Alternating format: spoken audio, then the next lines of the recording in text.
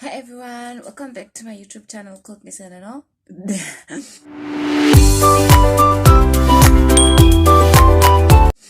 Hi everyone, welcome back to my YouTube channel called Business and All. In this channel, we discuss everything that has to do with the business, the successes, the failures, and everything in between.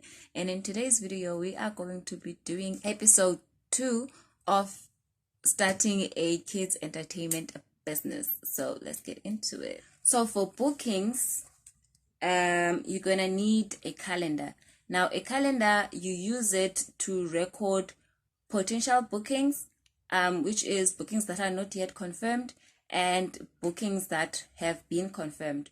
So what I do for myself is that I print out I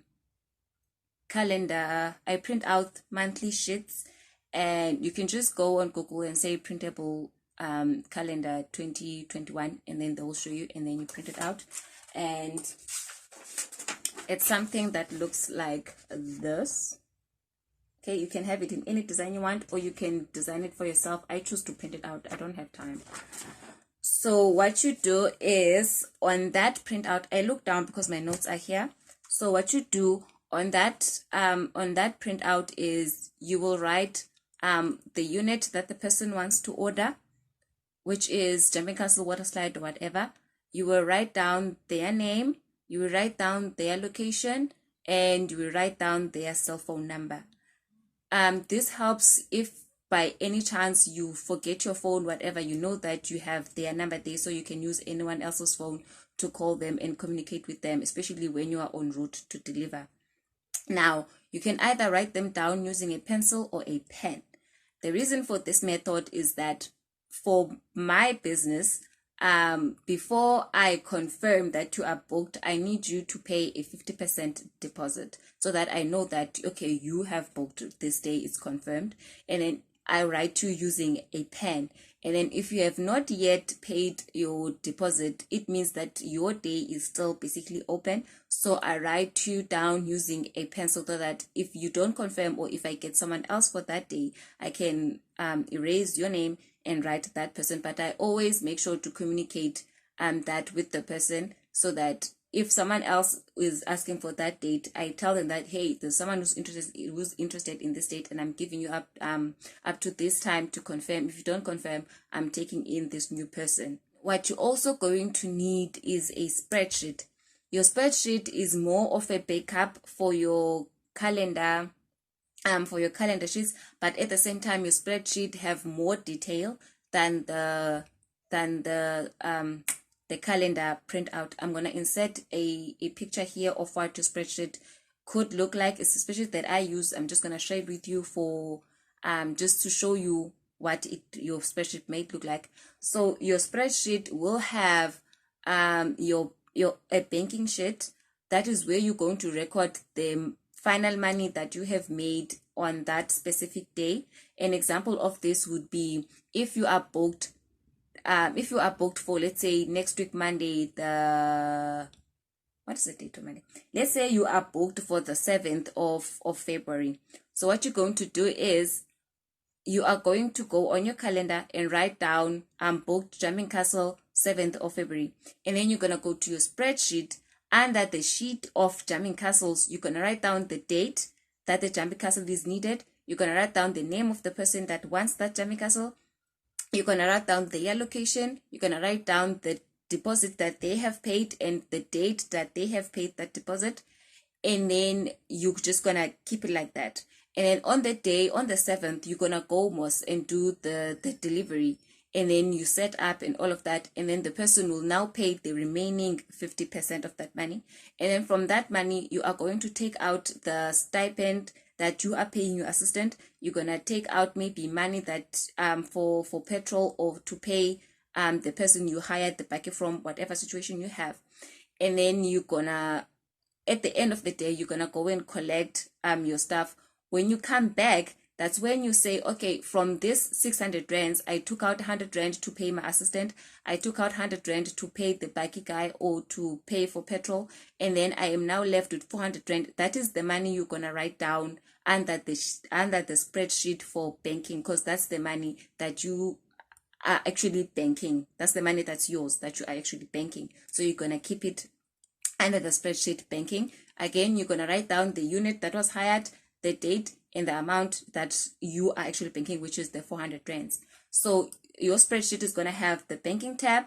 It's going to have different tabs for your units, which is your jumping castle, your water slide, your pool, your tables, whatever it is that you have. You're going to have a sheet for your salaries or stipends. You're going to have a sheet for your expenses, which will include your petrol. Maybe you were waiting where you were delivering and then you bought lunch. You're going to have a spreadsheet for that, or any other item that you have bought for your business. You're going to have a separate sheet for that in that one big spreadsheet.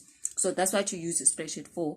Once you have these things, these are the documents you are going to use to record your bookings. Now, bookings come in different ways. A person can call you, a person can SMS you, a person can text you via WhatsApp, a person can maybe this Facebook thingy, can comment on your post on Facebook or send you a message on Facebook. Now, it is always, that's why I always have the printouts of the calendars, because I can take them with me wherever I go, so that I know when a person is inquiring about a date, I can take it out of my bag and see which dates, I have open, and then I can answer them on the spot, rather than saying, oh, wait, I'm still going to open my computer and check for a spreadsheet. So some people use their phone. I don't like that. I want to see it. But what you do is, so if a person calls you and they say they want a jumping castle for this certain day and that certain day, one, you must always ensure that they give you the specific date that they want, they give you the specific unit that they want, and they give you their location. This information will help you in determining whether or not your item is available for that day, because you may be in King Williamstown and then a person wants a jumping castle in Alice on the 7th of February, and then at the same time you have someone who wants a water slide in East London. Now you see you're going to be in two different places, because when you are delivering in Alice, you may find that you have to spend the whole day there.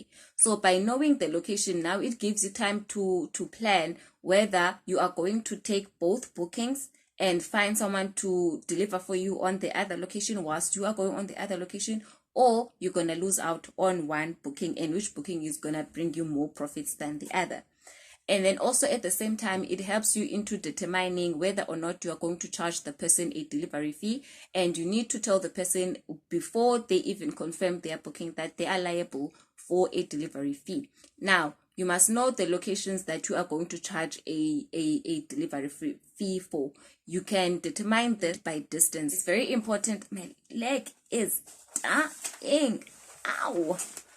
So it's very important to know the location of the person that is booking. And also, if you are delivering yourself, it is important to know the location upfront so that you can get directions to how to get there or whatever.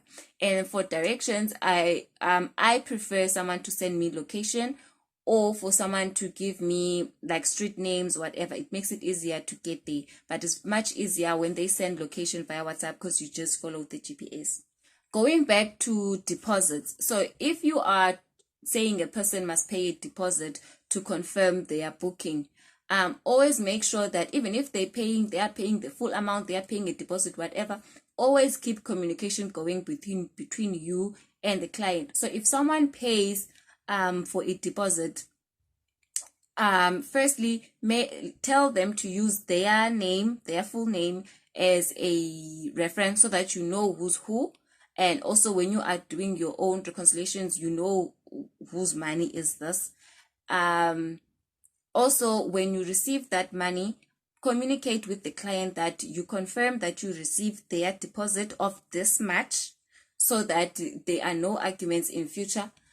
So you'll confirm that you received their deposit of this much. Mention in your SMS that it's a deposit of this much for this unit. If it's a jamming castle, you say for a jamming castle. You mention the date that they are confirming. You mention the location. This will help you and them at the same time. One, it will help them for their records to say that it confirms that you have received their money. So if they want their money back, they have proof that they gave you their money. And also, it helps you so that if you have captured anything wrong, they can see from that SMS that, no, you made a mistake here. I didn't want to book a jumping castle. I was booking a water slide. So you can correct it right there and then, rather than keeping quiet, go and deliver, and then you find out that you are delivering an incorrect item. One, it's going to look bad for your business. It's going to be a waste of petrol and resources for you. And the client is just not going to be happy, and they're probably not going to use you again because you are showing them that you are not organized. And another thing, when it comes to communication, always make sure that on the day or even the day before, you communicate with the client. Your clients must know, even during the booking sessions, your clients must know during the booking process, what time do you deliver and when do you collect. And if they have to pick the stuff up themselves, let them know at what time should they come to collect, and at what time should they come to bring back your stuff. So those things must be communicated beforehand, preferably before a person confirms their booking by giving you their money. And also on the day of the delivery, always make sure that you communicate with the client. You communicate with them like, we are now on our way to you. We'll be arriving at approximately at this time. And if you are going to be late, inform them that we are delaying because of ABCD.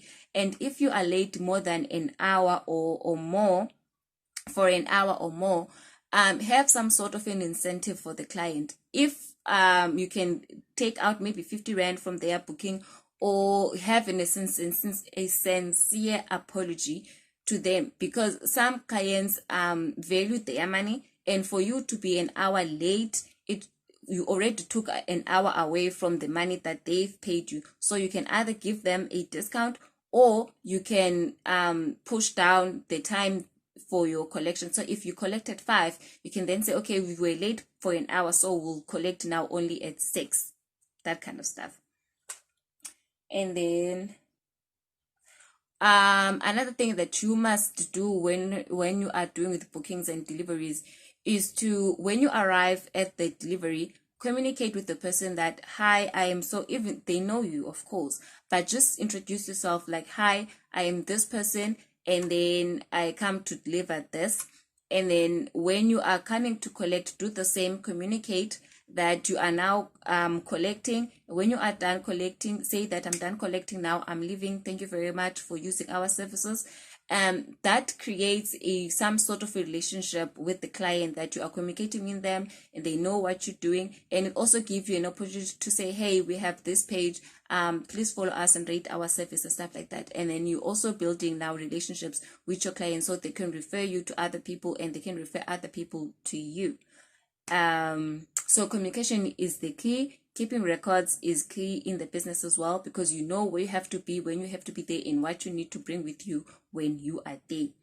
Also, lastly, touching on the bookings and the deliveries, always make sure that you carry a clean cloth with you, water with soap, a hand vacuum if you have one, because you may find that there's maybe there's grass or some water that is coming out of the unit, so you need to be able to just clean it up before your clients even notice. It is very much advisable to make sure that before your booking, you turn on your inflatables just to see if they're still working, if there's any damage, especially to the blower, if there's any damage, if there's any dirt that needs to be cleaned or anything that needs to be removed or whatsoever. So before you go and deliver, always make sure that your staff are on point, they are clean, and they are ready to be used, and everything is working. You don't get to a client and then you are inflating a jumping castle, you find out your jumping castle is busted, or you find that your blower is no longer working and you don't have now time to outsource it from someone else because you are already there. Now you've gone and ruined the person's party because you were not organized. Imagine. Thank you very much for watching. Hope you enjoyed this video. Don't forget to like, comment, subscribe, and share the video to the most. And remember, never say no to a crown.